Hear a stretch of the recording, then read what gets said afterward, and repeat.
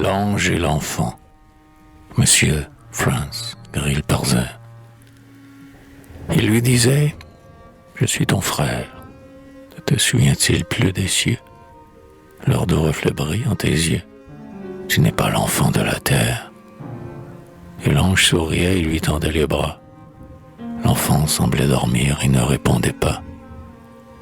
Déjà les portes éternelles, enfant, sont ouvertes pour toi. Viens, je te donnerai des ailes. Tu t'envoleras avec moi. Bien souvent tu vois dans ton rêve des rubis, des perles, des fleurs, pour ne te laisser que des pleurs.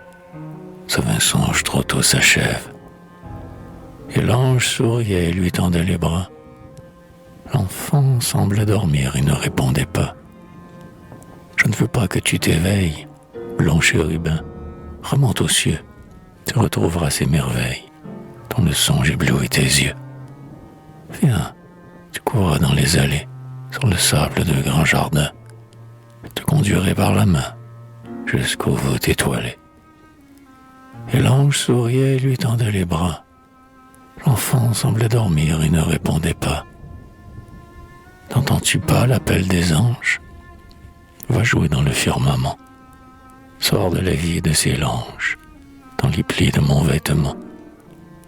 Tu verras des fleurs immortelles, des diamants dans les ruisseaux, des fruits d'or et de blancs oiseaux qui laissent caresser leurs ailes. Et l'ange souriait et lui tendait les bras. L'enfant semblait dormir, il ne répondait pas. Oh, que veux-tu que je te donne, frère, si tu viens avec moi?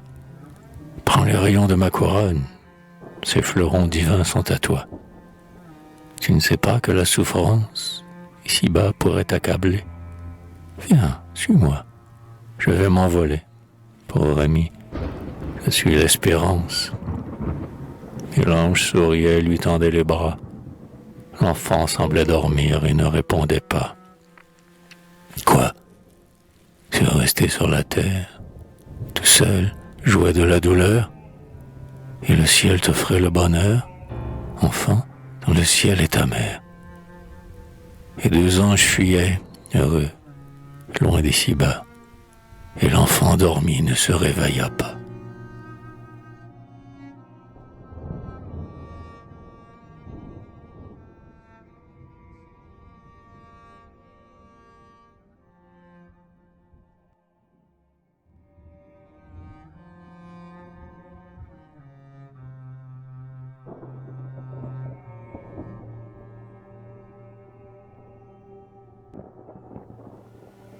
Le parfum des pervenches, enfantine.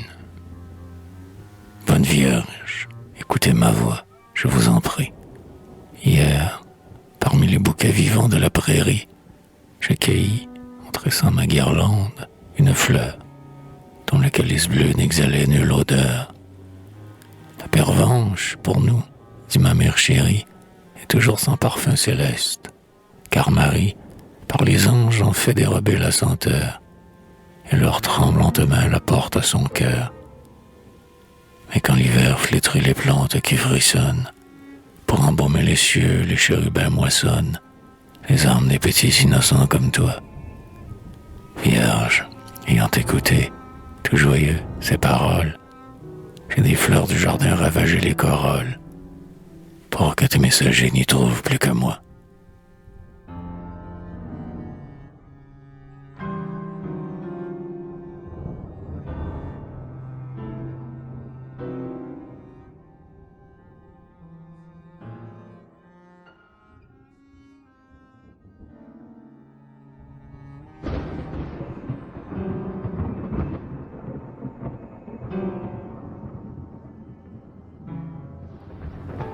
À Victor Hugo.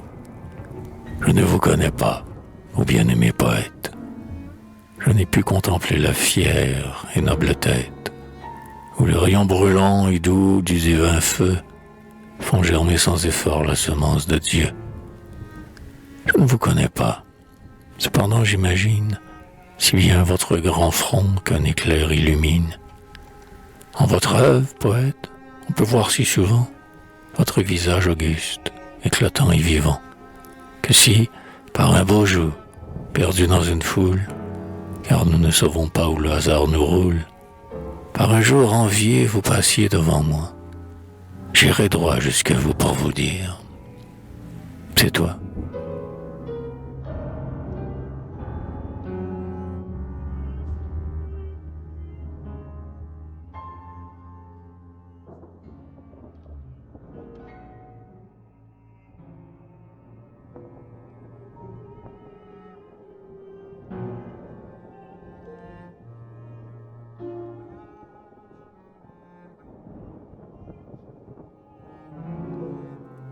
À Victor de la Prade, devant les flots heureux qui baignent les rivages de la douce Provence où vous passiez un jour, vous avez accordé votre lyre, et ces plages nous redisent sans fin l'hymne de votre amour. Au foyer maternel, après un an d'absence, libre écolier, j'allais fêter ma liberté, sur les bords de la mer, dans toute ma Provence. J'entendis votre chant par les cœurs répétés. Je vis s'épanouir vos vers pleins d'harmonie. Je moissonnai ces fleurs, et je partis encore. J'emportai un écho de la mer infinie. J'emportai un parfum. J'ai gardé ce trésor.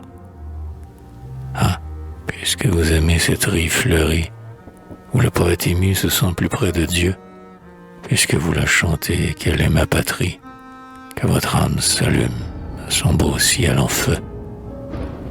Puisque vous désirez vivre, mourir peut-être, au lieu dont votre amour vous a nommé l'enfant, poète, permettez, ô mon maître, que je vienne, exilé, vous parler un instant.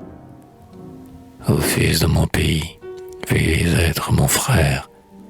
Mes yeux, jadis riants, de larmes sont noyés. Je pleure mon exil en songeant à ma mère.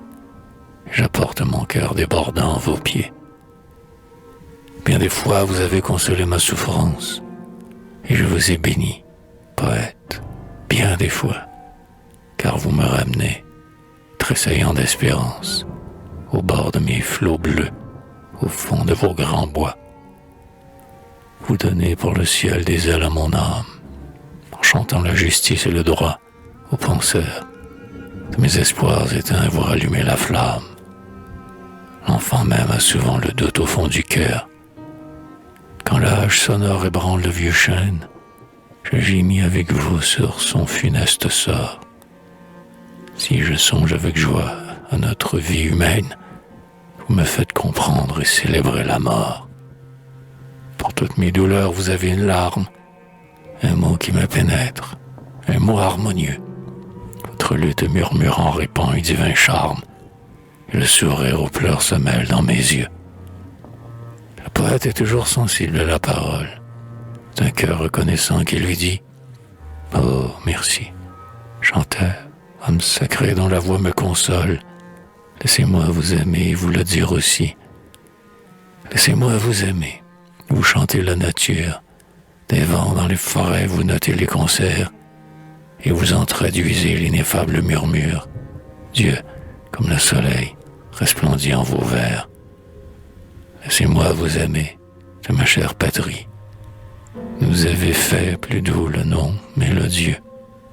On comprend aux accents de votre âme attendrie que votre muse, au front étoilé, vient des cieux. Votre muse est un ange au manteau de lumière, un esprit couronné d'éternelle clarté. Votre génie, ô fils pieux, c'est votre mère. Son luth est votre cœur. Il vibre et vous chantez.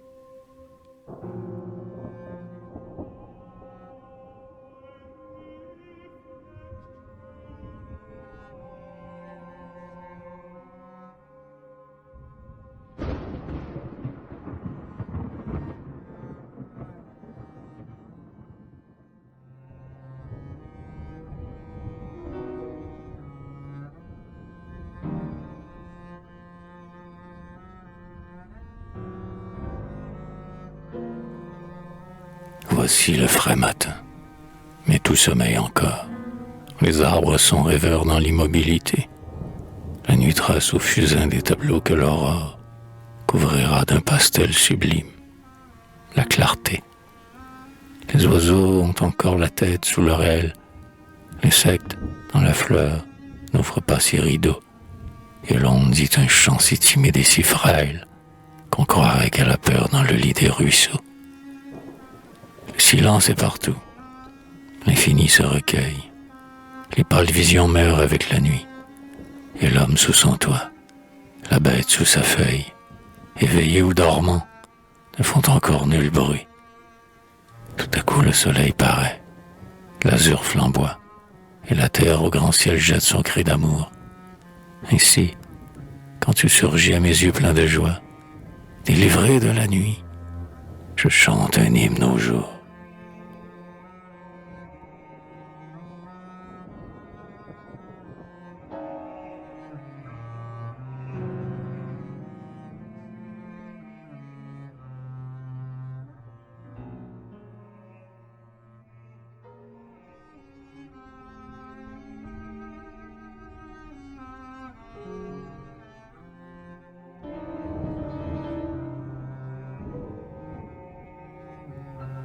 Aquarelle, ave courdouan. L'ombre est lumineuse, à travers les branches, le bon Dieu sourit, le ciel descend. Le vent du matin cueille les fleurs blanches, la nature parle et l'âme comprend.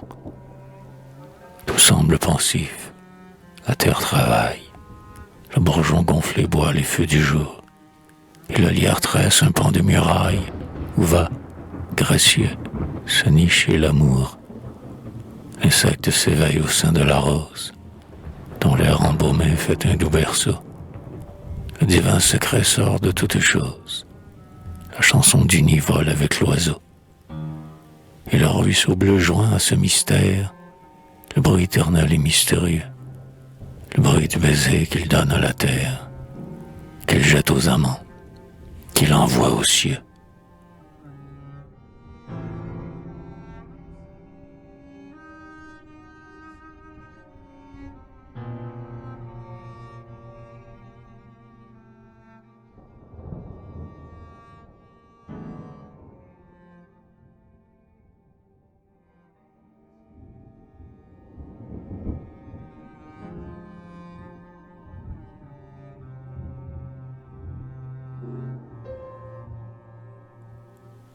Le printemps donne à toute la vie et la beauté.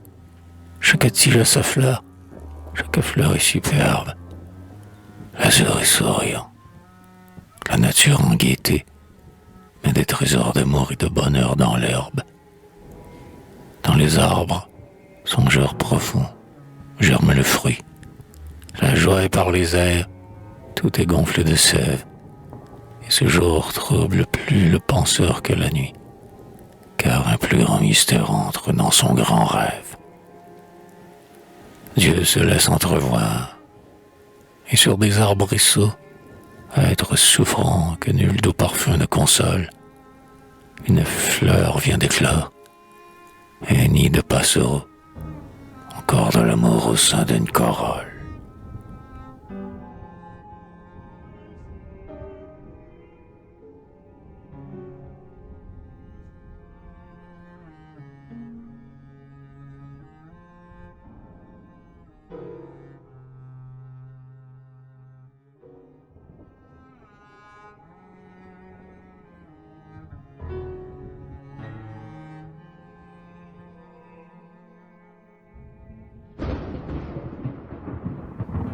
Promenade.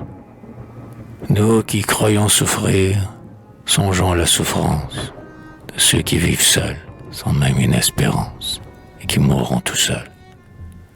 Regardons les méchants et ceux de qui la vie n'a d'autre but que d'être à jamais assurés aux choses dont la mort fait les vers de linceul.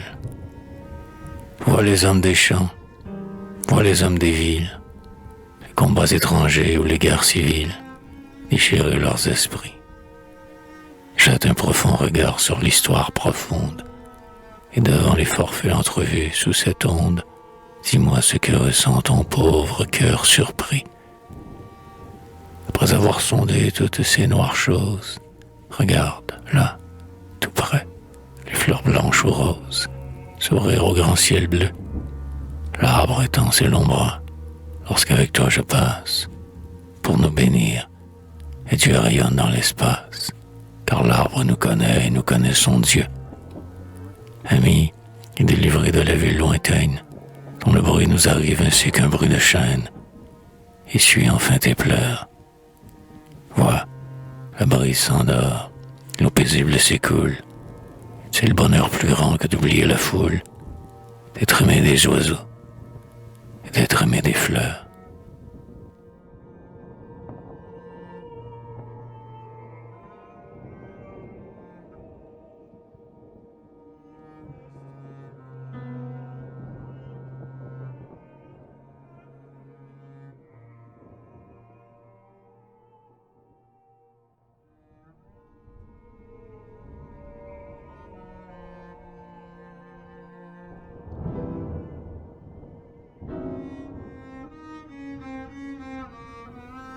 L'âme.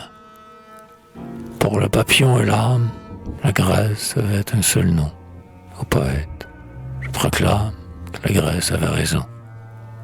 L'âme et l'insecte ont des ailes pour fuir la terre et le mal. Ces deux psychés ont en elles un introuvable idéal. Leur inconstance suprême, leur course de fleur en fleur, c'est la constance elle-même, courant après le bonheur. Tout devenant qu'une essence, Dieu, l'ayant fait de sa main, souffla l'âme et l'existence au père du genre humain. Un peu de la laine douce, de la laine du Seigneur, toucha dans l'herbe et la mousse la corolle d'une fleur. Or, tout à coup, la corolle s'est émise et, vers les cieux, palpitante, elle s'envole, blanc papillon radieux. Car l'Éden parmi les branches, les profonds pommiers tremblants, n'ayant que des âmes blanches, n'eut que des papillons blancs. Mais, depuis le péché d'Ève, dans les clartés de l'éther, nul papillon ne s'élève, qu'il n'ait rampé comme un ver. Ô mystère, Ève et sa pomme rejettent loin du ciel bleu, dans la chrysalide de l'homme, l'âme, le souffle de Dieu.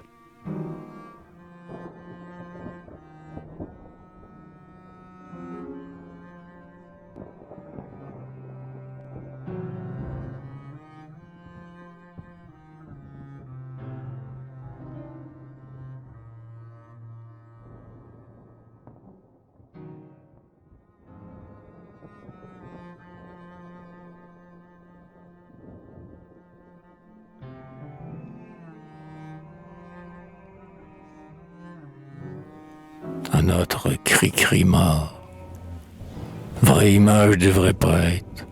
Tous les soirs, mon petit grillon, tu nous chantais ta chansonnette parmi les fleurs de ce balcon. Tu voulais, pour parler, cette heure où l'homme se tait, où Dieu lui, car toute voix douce est meilleure quand on l'écoute dans la nuit. J'emprisonnais ta fantaisie dans une cage, loin des champs. Il te restait la poésie, ton bonheur était dans tes chants. Mais un jour on brisa tes ailes où vibrait ta voix, et pétillait en étincelles tes vives gaietés d'autrefois. Quand il n'a plus de tâches à faire, le poète, vaincu du sort, pour l'infini quitte la terre. Pauvre cri-cri, te voilà mort.